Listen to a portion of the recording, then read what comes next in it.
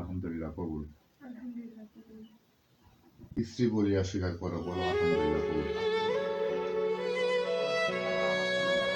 দীর্ঘদিনের প্রেমের সম্পর্ক, তারপর লুকিয়ে বিয়ে, যাবেন স্বামী সোহেল রানার বাড়িতে, করবেন সুখের সংসার, তাই হাত রাঙিয়েছিলেন মেহেদিতে।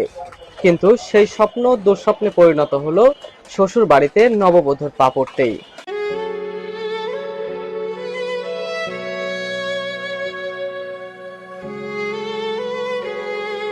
ভালোবাসা ও আদরের পরিবর্তে শ্বশুরবাড়ির সদস্যরা নববধূ, তার মা ও সঙ্গে থাকা স্বজনদের উপরে হামলা চালিয়ে করেন আহত।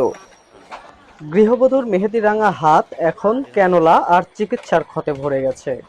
সোমবার ৬ জুলাই উপজেলার উপলশহর মোল্লা বাজারে ঘটে এই হৃদয় বিদারক ঘটনা। দাদা আছে রশিদ মাস্টার, ও হচ্ছে আমাকে আগে মারে, মারার পরে সোহেল মারে, সোহেলের আব্বু সেলিম মারে, তারপরে জিহাদ মারে, তারপরে ওর দাদা মারে, ওর আম্মু মারে। মারার পরে এরকম ভাবে আমাকে হসপিটালে নিয়ে আসে। হসপিটালে নিয়ে আসার পরে মোবারক বিএনপির নেতা ও আমাদেরকে ভয় দেখাচ্ছে যাতে আমরা কোনো মামলা না করি। সে যদি আমাকে দুটো চোর মারতো সেটা আমি মেনে নিতাম, কিন্তু সেলিম, জিহাদ, তারপরে রশিদ মাস্টার আমাকে কেন মারলো, আমি সেটার বিচার চাই। আর আমি যেহেতু বিয়ে করছি কাজের মাধ্যম দিয়ে, আমি তো বৈধ আছি, আমি সেই বাড়ির বউ, আমার অধিকার আছে, তাহলে এটার আমি একটা স্বীকৃতি চাই। আমার নাম হচ্ছে সোহানা, বাসা উপল শহর। ছেলেটার নাম সোহেল, তার সাথে আমার দীর্ঘদিন প্রেমের সম্পর্ক থাকার পরে আমাদের বিয়ে হয়। বিয়ে হওয়ার পরে আমি ওকে বলি যে এরকম ভাবে আর কতদিন যাবে, তখন বলি যে দুইজনের ফ্যামিলিকে জানানো প্রয়োজন। তখন ছেলে বলে যে আজ জানাবো কাল জানাবো, এরকম করতে করতে ছেলে আমার সাথে যোগাযোগ বন্ধ করে দেয়। বন্ধ করে দেওয়ার পরে ছেলেটা সাথে হুট করে আমার হলমোড়ে দেখা হয়। হওয়ার পরে আমি ছেলেটাকে বলি যে তুমি আমার সাথে কেন যোগাযোগ করো না, কেন কথা বলো না। ছেলেটাকে প্রশ্ন করতে ছেলেটা আমাকে মারে। মারার পর ওইখান থেকে চলে যায়। চলে যাওয়ার পরে আমি তার বাসায় যাই।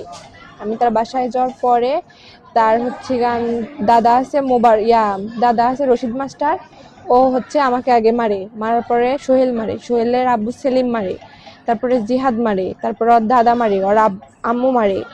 মারার পরে এরকম ভাবে আমাকে হসপিটালে নিয়ে আসে। হসপিটালে নিয়ে আসার পরে মোবারক বিএনপির নেতা ও আমাদেরকে ভয় দেখাচ্ছে যাতে আমরা কোনো মামলা না করি।